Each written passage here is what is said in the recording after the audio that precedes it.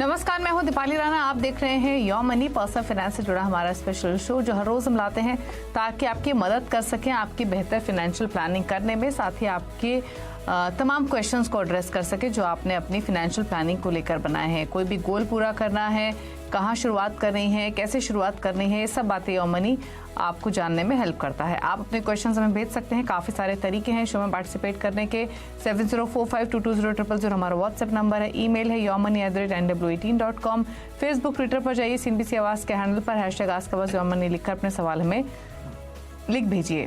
आज आपकी सभी क्वेरीज को आंसर करने के लिए हमारे साथ certified financial planner Poonam Rungta मौजूद हैं। पूनम जी नमस्कार, स्वागत है आपका। और सवालों को लेंगे उससे पहले समझते हैं आज एक्टिव और पैसिव फंड्स के बारे में कि एग्जैक्टली ये कैटेगरीज होती क्या हैं, इन्वेस्टर के लिए दोनों में से कौन सी ज़्यादा इम्पोर्टेंट है, एक्टिव फंड्स को चुने या पैसिव फंड्स को, या बेसिकली क्या डिफरेंस है दोनों ही कैटेगरीज में। पूनम जी नमस्कार, बताइए एक्टिव और पैसिव फंड्स के बारे में क्या डिफरेंस है और कौन से ये फंड्स होते हैं। दिवाली आजकल ये जो नया चलन चला है पैसिव फंड्स का, वो काफी पॉपुलर हो रहा है। जैसे कि नेम सजेस्ट करता है, एक्टिव फंड्स वो होते हैं जिसमें फंड मैनेजर का बहुत एक्टिव रोल होता है।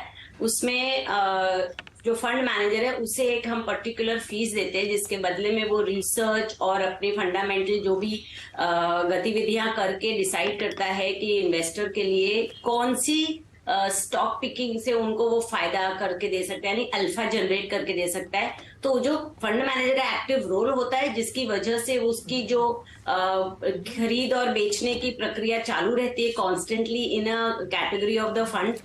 हालांकि उनको उस ऑब्जेक्टिव जो भी डिसाइडेड है कैटेगरी का उसमें बने रहना पड़ता है। फॉर एग्जाम्पल अगर लार्ज कैप कैटेगरी का फंड है तो उन्हें लार्ज कैप कैटेगरी के ही स्टॉक्स में अपनी रिसर्च करके जो भी इन्वेस्टर के लिए आगे चल के फायदेमंद हो सकता है वो स्टॉक की पिकिंग कर सकते हैं और अपना portfolio time to time change करके इन्वेस्टर को अल्फा जनरेट करके देते हैं। तो बिकॉज इसमें फंड मैनेजर का रोल होता है, इसमें काफी काम होता है, इसलिए उसके एक्सपेंस रेशियो ज्यादा होते हैं। और as against that passive fund जो होते हैं उनके अंदर जैसे कि नेम सजेस्ट करता है वो पैसिव होते हैं। डायरेक्ट आप ETF जो एक्सचेंज ट्रेडेड फंड्स होते हैं जैसे निफ्टी 50, निफ्टी नेक्स्ट 50 या बैंक निफ्टी या फार्मा निफ्टी, इन सब के में डायरेक्टली इन्वेस्ट जब करते हैं तो इसमें फंड मैनेजर का रोल बिल्कुल जीरो होता है। जैसे जैसे निफ्टी में स्टॉक्स रिकॉर्डेड रहते हैं वैसे का वैसा मिरर हो जाता है आपका पोर्टफोलियो। जैसे जैसे निफ्टी में चेंजेस करते हैं एक्सचेंज पे वैसे आपके फंड में चेंज हो जाते हैं। तो इस वजह से इसके एक्सपेंस रेशियो में बहुत फर्क होता है, बहुत कम एक्सपेंस रेशियो होता है। एक्टिव फंड में जैसे 1.5 से लेके 2% तक एक्सपेंस रेशियो है, वैसे इसमें 0.10 से लेके 0.60 इतना फर्क है इन द एक्सपेंस रेशियो। तो एक्सपेंस रेशियो का एक मेजर फर्क होता है। दूसरा, जब हम लॉन्ग टर्म में देखते हैं तो निफ्टी या सेंसेक्स पे जब आप देखेंगे तो एक जगह 30 और एक जगह 50 कंपनीज खाली लिस्टेड हैं और उन्हीं के अंदर फंड मैनेजर को पोर्टफोलियो डिजाइन ऑटोमेटिकली हो जाता है इन अ पैसिव फंड। जबकि अपने यहाँ लिस्टेड इंडिया में लिस्टेड कंपनीज मोर देन 5,500 जो कंपनीज हैं उनकी चॉइस एक्सचेंज ट्रेडेड फंड्स में नहीं मिल सकती है। तो आपको जब एक्टिवली फंड मैनेजर को हाथ में एक रिसर्च के जरिए अदर देन दोज 30 और 50 कंपनीज में इन्वेस्ट करना है तो वो रिस्ट्रिक्शन पैसिव फंड में बन जाता है, जो एक्टिव फंड मैनेजर उस कंपनीज को इंक्लूड कर सकते हैं पोर्टफोलियो में। तो ये एक बहुत बड़ा फायदा है। और मुझे पर्सनली लगता है कि जब हमने एक फंड मैनेजर पे विश्वास करके, कंपनी पे विश्वास करके उन्हें पैसे दिए हैं उन्हें निवेश करने के लिए और हमारे लिए वेल्थ एक्यूमुलेट करने के लिए, तो उनकी जो रिसर्च स्ट्रैटेजी है, जो भी उनकी एक्सपीरियंस है, उसके वजह से जो हमें अल्फा जनरेट करके देते हैं वो उसका फायदा जरूर लेना चाहिए। अगर आप पुराने रिटर्न्स भी देखें, हिस्टोरिकल रिटर्न्स भी देखें तो जैसे स्क्रीन पे दिखाया जा रहा है जो एक्टिव इन्वेस्टमेंट्स हैं उसमें जिसमें फंड मैनेजर ने अपना रोल प्ले किया है वो बेंचमार्क को बीट कर रहे हैं। यानी बेंचमार्क ने अगर 21% रिटर्न दिया है तो फंड मैनेजर ने 23% रिटर्न दिया है, 2% का अल्फा जनरेट किया है। और अगर उसके और ये सब आपको नेट ऑफ एक्सपेंसेस है, यानी आपके एक्सपेंसेस जो भी आपने एक्स्ट्रा एक्सपेंसेस दिए हैं उसके बावजूद अगर आपको रिटर्न्स अच्छे मिल रहे हैं तो फिर एक्सपेंस रेशियो चुकाने में कोई फर्क नहीं पड़ता। और इस तरीके से जो इन्वेस्टर अपने रिस्क एपेटाइट को समझते हुए चूज कर सकते हैं उन्हें एक्टिव इन्वेस्टमेंट में जाना है या पैसिव में जाना है।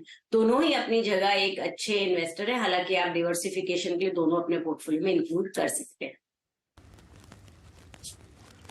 ओके, तो डाइवर्सिफिकेशन के लिए दोनों कैटेगरीज आपके पोर्टफोलियो में शामिल हो सकती हैं, लेकिन दोनों में डिफरेंस क्या है, आपके रिस्क एपेटाइट के बेसिस पे आप चुनाव कर सकते हैं इन कैटेगरीज का। चलिए अब बिना देरी के क्वेश्चंस को करते हैं शामिल। हमारे साथ हैं विशाल भारद्वाज फोन लाइन पर। विशाल नमस्कार, बताइए क्या सवाल है आपका? मैम, मैं अगले 10 साल में 1.25 करोड़ का 1.25 करोड़ का कॉर्पस इकट्ठा करना चाहता हूँ, तो what fund should I actually consider for this? Okay, और मुझे कितनी SIP करनी पड़ेगी मैम? तो 1.25 करोड़ कमाने हैं 10 साल में, उसके लिए कितने की SIP लगेगी, किन फंड्स में करें, बेसिकली क्वेश्चन है। तो सिंपल क्वेश्चन है इनका, बताइए पोर्टफोलियो क्रिएशन इनके हिसाब से 10 इयर्स के पर्सपेक्टिव से पूनम जी कितना पैसा लगाना पड़ेगा हर महीने और किन फंड्स के साथ ही शुरुआत करें? कि अगर 10 साल के लिए 10 साल में इन्होंने 1.25 करोड़ अगर जमा करना है तो इन्हें कम से कम 50,000 रुपए की SIP शुरू करनी चाहिए। अगर ये एक साथ इतनी नहीं कर सकते तो धीरे धीरे ओवर द इयर्स बढ़ा सकते हैं। और मुझे नहीं लगता है कि बहुत ज्यादा कॉम्प्लिकेटेड पोर्टफोलियो बनाना चाहिए। आई ऑलवेज फील कि अलग अलग कैटेगरी के 5 से 6 फंड आपके पोर्टफोलियो में लगेंगे तो आप शामिल करेंगे तो आपको अच्छा इन अ लॉन्ग टर्म मार्केट का पार्टिसिपेशन मिलेगा। ICICI blue chip 10,000 rupees, Kotak emerging equity 10,000 rupees जो मिड कैप कैटेगरी है, बॉन्ड स्मॉल कैप आप इंक्लूड करें, और Kotak emerging equity fund, Invesco India Contra fund और पराग पारिक फ्लेक्सी कैप, इस तरीके के 5 अलग अलग फंड्स में अगर आप 10-10 हजार शुरू करेंगे तो आप जरूर अपने लक्ष्य को बहुत आराम से प्राप्त कर सकते हैं। तो 50,000 की SIP आपको लगेगी हर महीने अगले 10 साल तक, तब आप 1.25 करोड़ का टारगेट हासिल कर सकेंगे। किन फंड्स में आपको इन्वेस्टमेंट करनी है? तो Parag Parikh flexi cap, Invesco India contra, ICICI Prudential blue chip, Kotak emerging equity और क्वांट स्मॉल कैप, ये 5 हैं पूनम जी की चॉइसेस। इन 5 फंड्स में 10,000 ईच आप इन्वेस्ट कर सकते हैं और अपने टारगेट को हासिल कर सकते हैं। संदीप कुमार हैं हमारे साथ अब अगले कॉलर सवाल पूछने के लिए कोल्हापुर से। संदीप जी गुड इवनिंग, बताइए अपना सवाल। Madam good evening. मेरा अभी करंट सिप है 16,500 का और 16,500 का सिप है और target 1 crore in 10 to 15 years पे है और मैं सिप बढ़ाना चाहता हूँ 30,000 तक। तो क्या आप मुझे सजेस्ट कर सकते हैं कि विच वन कंटिन्यू करूँ, मेरे जो सिप मैंने ऑलरेडी भेजे उसमें, और कौन से SIP कर रहे हैं? ये कब से स्टार्ट किया आपने? 1 साल से हुआ है मैडम। 1 साल से। तो लगभग पोर्टफोलियो की वैल्यू कितनी होगी अभी? 1.5-2 लाख के आसपास है? हाँ, 2 लाख तक है। 2 लाख तक है अभी। तो हाल ही में इन्होंने SIP शुरू की है 15,800 की SIP, और 15,800 की जो SIP है वो बढ़ाकर 30,000 करना चाहते हैं, तो यानी ऑलमोस्ट 14,000 का एडिशन ये करेंगे अपने पोर्टफोलियो में। तो 30,000 रुपए के हिसाब से इनका पोर्टफोलियो कैसा होना चाहिए? पहला सवाल तो ये है। ऑलरेडी इनके पास काफी सारे फंड्स हैं।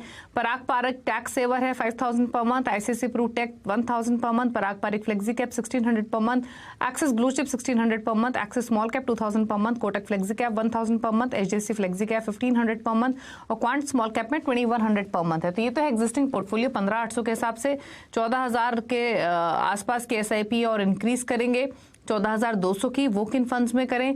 प्लस जो इनका टारगेट है वो 10 से 15 साल में 1 करोड़ का है। तो बताइए 3 क्वेश्चंस इनके, क्या सजेशंस?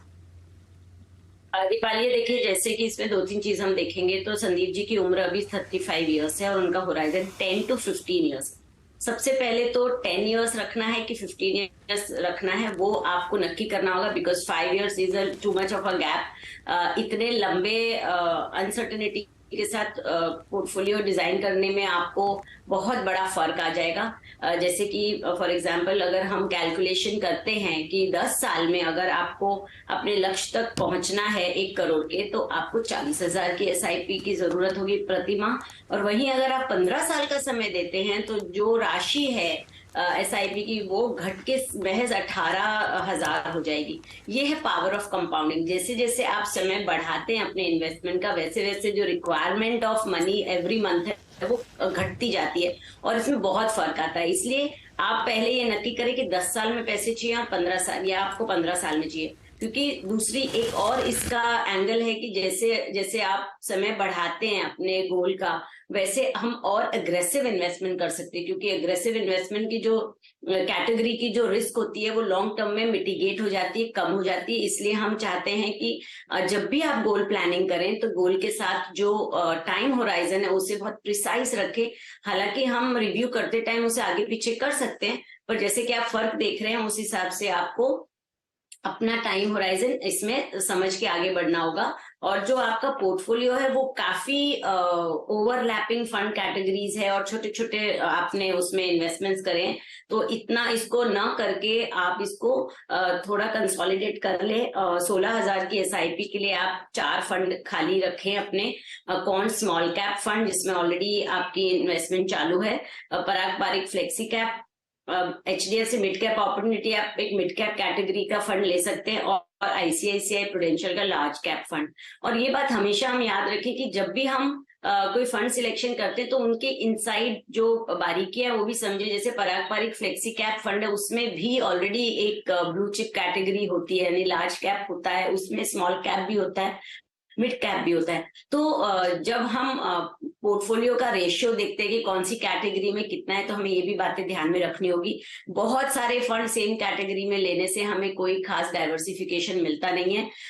इनफैक्ट वो कहीं ना कहीं पर्पस लॉस्ट हो जाता है। इसलिए आप इन 4 फंड में अभी SIP अपनी जारी रखें, और जो एडिशनल करना चाहते हैं वो भी इसी में आप ऐड कर सकते हैं। और टाइम टू टाइम रिव्यू करते हुए अपने गोल को और अपने फंड्स को इन्वेस्टमेंट्स पे आप आगे बढ़ेंगे तो आप गोल आराम से अचीव होंगे। ओके, चलिए, तो ये स्ट्रैटेजी आपको मिली है आपके पोर्टफोलियो को लेकर। पहले तो मैं क्लैरिटी दे दूं, जैसे कहा पूनम जी ने 10 इयर्स में 1 करोड़ पाने हैं तो 40,000 की SIP लगेगी, 15 साल में पाने हैं तो 18,000 पर मंथ की SIP लगेगी। क्योंकि टाइम जितना होगा उतना SIP अमाउंट आपका छोटा हो जाता है। और उसके बाद आपके रहे पोर्टफोलियो कैसा होना चाहिए, तो HDFC mid cap, Quant small cap, पारंपरिक flexi cap, ICICI Prudential blue chip. बहुत लंबा पोर्टफोलियो लगने की जरूरत नहीं है, सिलेक्ट फंड्स में ही इन्वेस्ट करें। 4-5 फंड्स पोर्टफोलियो में काफी हैं एनफ डाइवर्सिफिकेशन के लिए। चलिए बात करेंगे अब पंचम से। हमारे साथ मौजूद है पंचम कुमार मिश्रा जमशेदपुर से। पंचम जी नमस्कार, बताइए क्या सवाल है आपका। नमस्कार मैडम मेरे पास 5 फंड है, वो मैंने डिटेल आपको भेजा है, और मुझे 5,000 रुपये और एडिशनल पर मंथ ऐड करना है, तो मैं कौन सा फंड में ऐड कर सकता हूँ, वो मुझे जानना था। ओके, तो आपकी फिलहाल SIP 5,000 की चल रही है। कब शुरुआत की आपने 5,000 की SIP? जी मैडम 10 महीना हो गया है। ओके, तो हाल ही में शुरुआत की है पूनम जी। 5,000 के लिए 5 ही फंड है, जिस सभी में ये 1,000 पर मंथ डाल रहे हैं। Nippon India multi cap, Kotak emerging equity, Quant small cap, HDFC flexi cap और SBI कॉन्ट्रा शामिल हैं। 50 लाख का टारगेट लेके चल रहे हैं 12 इयर्स में, और 5,000 और ऐड कर सकते हैं, तो बेसिकली 10,000 की SIP फिर इनकी हो जाएगी। क्या सजेशंस इनके लिए? सबसे पहले बात करें 12 साल में 5,000 रुपए की SIP से अचीव करना थोड़ा मुश्किल होगा। ये 12 साल में अप्रोक्सीमेटली 20 to 25 लैक्स की एक्यूमुलेट कर सकते हैं। अगर इन्हें 50 लैक्स चाहिए 12 साल में, तो इन्हें 12 से 13,000 की SIP करनी होगी, या फिर वो अपना होराइजन बढ़ा सकते हैं। सेम SIP में वो 17 से 18 साल में अपना गोल अचीव कर सकते हैं। रही बात इनके पोर्टफोलियो की, तो वेल डाइवर्सिफाइड पोर्टफोलियो है, काफी अच्छा पोर्टफोलियो बनाया है इन्होंने। अलग अलग AMC हैं और अलग अलग कैटेगरी है, खाली एक लार्ज कैप कैटेगरी मिसिंग है। और निपॉन इंडिया मल्टी कैप और HDFC फ्लेक्सी कैप ये डाइवर्सिफाइड फंड्स हैं, तो निपॉन इंडिया में मल्टी कैप की जगह लार्ज कैप अगर ये कर ले तो बेहतर डाइवर्सिफिकेशन होगा। और जो ये बढ़ाना चाहते हैं SIP, मुझे लगता है इन्हीं फंड्स में अगर ये टॉपअप कर दे 1,000 की बजाय इन्हें 2,000 कर दे तो बहुत बेहतर होगा। और निवेश करने के लिए और स्कीम्स ऐड करने की बिल्कुल जरूरत नहीं है, बहुत अच्छा इनका पोर्टफोलियो बना हुआ है ऑलरेडी। ओके, चलिए, तो ये सजेशन है आपके पोर्टफोलियो को लेकर, और जो सलाह आपको दी गई है उसके हिसाब से आप 13,000 की SIP करेंगे तो आसानी से अपने लक्ष्य को हासिल कर लेंगे। 12 साल में 50 लाख का रिटर्न आपको मिल जाएगा। और या तो थोड़ा सा समय सीमा बढ़ा लीजिए, 10,000 का टारगेट तो आप लेके चल ही रहे हैं, 2-3 हज़ार और बढ़ाएंगे तो अपने गोल को हासिल कर लेंगे। बदलाव आपको सजेस्ट किए गए हैं, निपॉन इंडिया के मल्टी कैप फंड से निकल जाइए, बाकी आप Nippon India large cap fund रख सकते हैं। यही थोड़ा सा बदलाव आपको आपके पोर्टफोलियो में सजेस्ट किया गया है। चलिए, तो ये तो बात रही इंक्वायरीज की। एक ब्रेक के लिए रुक रहे हैं, ब्रेक के उस पर कुछ और कॉलर्स हमारे साथ कनेक्टेड रहेंगे, उनसे ही बातचीत करेंगे। जल्द वापस आते हैं। आप देख रहे हैं यो मनी, और आपके क्वेश्चंस को आंसर करने के लिए हमारे साथ पूनम रुंगटा मौजूद हैं। बात करते हैं कुछ और कॉलर से। केतन त्रिवेदी हमारे साथ कनेक्टेड हैं। केतन जी नमस्कार, बताइए अपना सवाल। मैडम मैंने एक मेल किया आपको, मेरी एज 49 है। ओके। और मेरी अभी SIP अलग अलग फंड्स में चल रही है, और टोटल जो SIP है 33,000 की है, और जो फंड वैल्यू है उसकी कॉर्पस अभी 10.5 लाख समथिंग है। तो ये मेरा जानना है कि मुझे अभी 10 साल में कितना उससे कॉर्पस मिलेगा। ओके, तो 10 इयर्स का आपका होराइजन है, और अभी पोर्टफोलियो की वैल्यू कितनी होगी लगभग? पोर्टफोलियो की SIP पोर्टफोलियो वैल्यू 10.5 लाख है। ओके, और FD में आपके 31 लाख रुपए अलग हैं? हाँ, एक 31 लाख अलग से है। तो उसमें से क्या मैं अलग से कुछ SIP में इन्वेस्ट करूँ जिससे मेरी वैल्यू बढ़े? अच्छा, एक चीज और बताइए अपने पोर्टफोलियो के बारे में। जो 10 साल में एक्यूमुलेशन कितना कर पाएंगे आप, ये आप जानना चाहते हैं? ये सिर्फ म्यूचुअल फंड पोर्टफोलियो से रिलेटेड जानना चाहते हैं? FD या जो भी आपकी इन्वेस्टमेंट है सबको मिलाकर आप कितना जोड़ पाएंगे 10 साल में, वो समझना चाहते हैं? टोटल मिला के जोड़ पाएंगे में से कुछ पोर्शन। ओके, ठीक है, में कर सके तो कितना होगा? ठीक है, ठीक है। तो पूनम जी, 3-4 सवाल हैं इनके। पहले तो मैं इनका पोर्टफोलियो मेंशन कर दूं। काफी सारे फंड्स हैं इनके पोर्टफोलियो में, closer to 10 funds. ICICI Prudential blue chip 6,000 per month, Parag Parikh flexi cap, HDFC top 100, Axis blue chip, Kotak flexi cap, इन चारों फंड्स में 3,000 पर मंथ। फिर 2 फंड्स हैं Mirae Asset hybrid equity, Mirae Asset large cap, जिनमें 4,000 है। बाकी 3 funds हैं Mirae Asset emerging blue chip, Canara Robeco emerging equities, Axis small cap, इन सभी में 2,500 और एक्सिस स्मॉल कैप में 2,000। तो ये तो रहा इनका एग्जिस्टिंग पोर्टफोलियो, और इस पोर्टफोलियो में ये 33,000 रुपए महीने के डाल रहे हैं, और म्यूचुअल फंड पोर्टफोलियो की वैल्यू हो चुकी है 10,50,000 रुपए। FD में 31 लाख का कॉर्पस है। क्वेश्चन इनका इंपॉर्टेंट है कि FD से क्या कुछ रकम इनको म्यूचुअल फंड में डाइवर्ट करनी चाहिए, क्या स्ट्रैटेजी इनकी होनी चाहिए FD इन्वेस्टमेंट्स को लेकर और एग्जिस्टिंग पोर्टफोलियो को लेकर। इन सब के बाद जो फाइनल क्वेश्चन है इनका वो ये कि अपनी पूरी इन्वेस्टमेंट है, फिर चाहे वो ट्रेडिशनल इन्वेस्टमेंट हो या म्यूचुअल फंड इन्वेस्टमेंट, अंदाजन कितना या एक्यूमुलेशन कर लेंगे इन 10 ईयर्स? क्वेश्चन तो पूरे शो के लिए इनफ होगा, बिकॉज इसमें बहुत सारे ऐसे पॉइंट्स हैं जिसको हमें समझना चाहिए। सबसे पहले तो हम एसेट एलोकेशन की बात करते हैं दीपाली। जो इनका करंट अभी का जो पोर्टफोलियो है वो 31 लाख रुपीज FD में है, और सिर्फ 10 लाख रुपए इनके SIP यानी इक्विटी एसेट एलोकेशन है। तो टोटल जो 42 लाख का इनका एसेट है उसमें से 70% तो इन्हें ऑलमोस्ट 75% इज इन डेट, और बाकी का 25% इक्विटी में है। अब जब हम पोर्टफोलियो डिजाइन करते हैं तो एसेट एलोकेशन की बात जरूर करते हैं कि हमें हमारी एज के हिसाब से और हमारी जो जोखिम उठाने की क्षमता यानी रिस्क एपेटाइट के हिसाब से पोर्टफोलियो डिजाइन करना चाहिए। अब केतन जी की मुझे रिस्क एपेटाइट तो इतनी पता नहीं है, ये देख के तो लग रहा है कि ये काफी एग्रेसिव है, मगर शायद इन्हें करेक्ट गाइडेंस नहीं मिली है। पर फिर भी अगर थंब रूल की तरफ से हम जाएं तो इनकी एज के हिसाब से 50% तो इक्विटी और डेट में एलोकेट करेंगे तो अच्छा होगा। हालांकि अगर एग्रेसिव है तो अभी 50 इयर्स में और 10 इयर्स का होराइजन है तो 70-30 यानी 70% इक्विटी और 30 भी डेट ले सकते हैं। मगर 50-50 भी ले तो इन्हें कम से कम 10 लाख रुपया डेट से उठा के इक्विटी में लेना चाहिए, क्योंकि इन्फ्लेशन को बीट करने के लिए इक्विटी से बेहतर कोई विकल्प नहीं है। FD से तो आप अपने जो नॉर्मल इन्फ्लेशन 5% के इन्फ्लेशन वाले गोल्स ही अचीव कर पाएंगे, जो ऐसे कोई गोल्स होते ही नहीं है आजकल इन रियलिटी। तो आप जरूर अपने पोर्टफोलियो को किसी प्रोफेशनल को बता के उसमें चेंजेस लाएं, और जो आपकी मौजूदा इन्वेस्टमेंट्स है वो बहुत फैली हुई है, बहुत ज्यादा डाइवर्सिफाइड है, और उसमें ओवरलैपिंग ऑफ फंड स्टाइल्स है, ओवरलैपिंग ऑफ कंपनीज है, तो उसे हमें कंसोलिडेट करना चाहिए। तो जो इनकी मौजूदा इन्वेस्टमेंट है 33,000 की, उससे अगर सिर्फ आप म्यूचुअल फंड की बात करें तो 33,000 प्लस जो एक्यूमुलेटेड इनके 10,50,000 रुपीज है, उससे ये 10 साल में 1 से 1.25 करोड़ का कॉर्पस जमा बहुत आराम से कर सकते हैं। और बाकी का जो 31 लाख है, उससे ये जिनकी रेट ऑफ इंटरेस्ट आपको फिक्स पता ही होगी, उसको अगर आप ऐड कर लेंगे तो आपको पता चल जाएगा कि आपका 10 साल में किस तरीके का कॉर्पस रेडी होगा। तो ये आपका कैलकुलेशन आपके पास है ही, बट मुझे ऐसे लगता है कि आप अपना एलोकेशन चेंज कर लें। और जहां तक फंड की सवाल है, आपका आइडियल पोर्टफोलियो मुझे लगता है 33,000 से ऐसा होना चाहिए कि आईसीआईसीआई ब्लू चिप फंड में आप 3,000 की एसआईपी करें, एक्सिस स्मॉल कैप में जो चालू है उसको 6,000 की कर दे, पराग पारिक फ्लेक्सी कैप में 6,000 कर दें, Kotak emerging blue chip fund में 6,000 कर लें, एसबीआई कॉन्ट्रा फंड में 6,000 और क्वांट एक्टिव फंड में 6,000। इस तरीके से आप कम फंड्स रखेंगे तो बेहतर डाइवर्सिफिकेशन के साथ साथ उसे मैनेज करना भी आसान होगा, और आप अपने गोल तक आराम से पहुंच सकते हैं। ओके, चलिए, तो आपके पोर्टफोलियो को लेकर सजेशंस दिए गए हैं, उसके हिसाब से आप प्लान कर सकते हैं अपनी रणनीति। थोड़े चेंजेस सजेस्ट किए गए हैं, किस फंड में कितने पैसे आपको डालने हैं वो तमाम डिटेल्स भी आपको बताई गई हैं। चलिए, अब पूनम जी के टॉप 4 फंड्स पूछ लेते हैं उन व्यूअर्स के लिए जो इन्वेस्ट करना चाहते हैं पूनम जी के स्ट्रैटेजीज के हिसाब से, लॉन्ग टर्म के विजन पर्पज से। बताइए पूनम जी, आपके टॉप 4 फंड्स।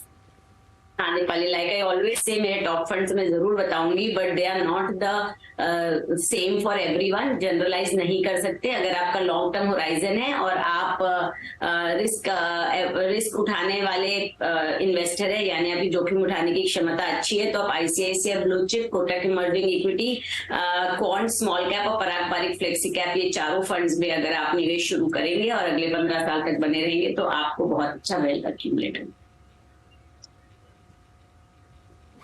ओके, चलिए, तो ये सजेशन आपको दिए गए हैं आपके आपके इन्वेस्टमेंट्स को तो लेकर ही, लेकिन साथ ही टॉप 4 फंड्स हैं। ये अपने टॉप 4 फंड्स बताए हैं, लेकिन ये इन्वेस्टर टू इन्वेस्टर डिफर करेंगे आपके होराइजन को लेकर, आपके एग्जिस्टिंग पोर्टफोलियो को लेकर। फ्रेश इन्वेस्टर हैं तो इनके साथ आप शुरुआत कर सकते हैं। ICICI pru blue chip, Kotak emerging equity, Quant small cap और Parag Parikh flexi cap. Thank you Poonam ji आने के लिए शो में और अपनी रिकमेंडेशंस बताने के लिए। Thank you so much. इसी के साथ योर मनी में इतना ही। ब्रेक के बाद भी खबरें जारी हैं CNBC आवाज पर। नमस्कार।